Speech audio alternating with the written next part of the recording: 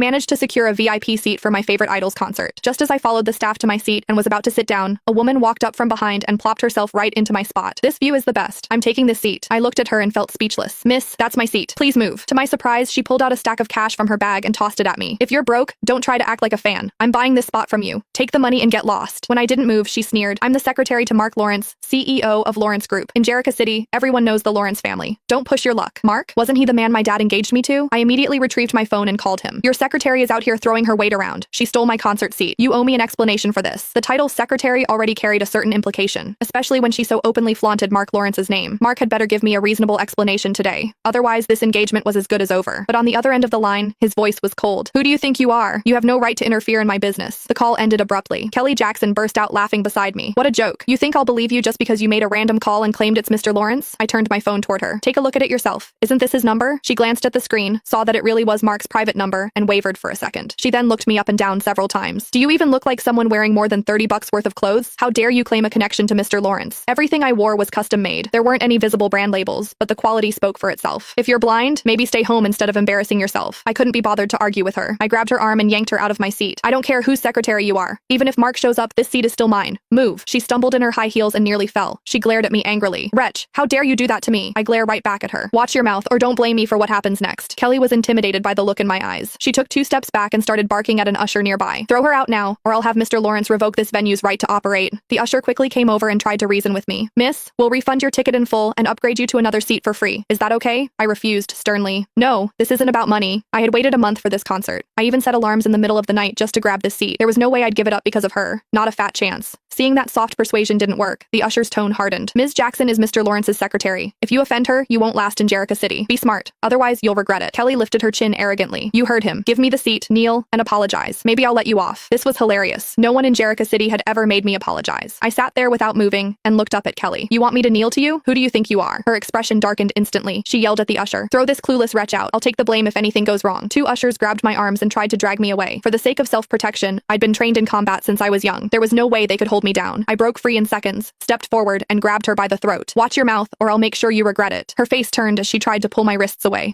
Let go of me. The ushers stared at me in shock. Oh my god, she's got a death wish. How dare she do this to Ms. Jackson? If Mr. Lawrence finds out, she's dead. No one can save her now. I didn't care about what they were saying. The Lawrence family didn't sound intimidating to me at all. I tightened my grip while glaring at Kelly. Who did you call a wretch? Kelly could hardly breathe. In a panic, she said, I'm a wretch. I let go and looked down at her. Wretch, you can get lost now. She collapsed to the ground and gasped for air. Her eyes were full of hatred when she looked at me. I dusted off my hands. What? Do you want more? She subconsciously shrank back and was helped outside by the ushers. I returned to my seat and texted my dad about what happened. Before we finished chatting, Kelly actually came back. This time,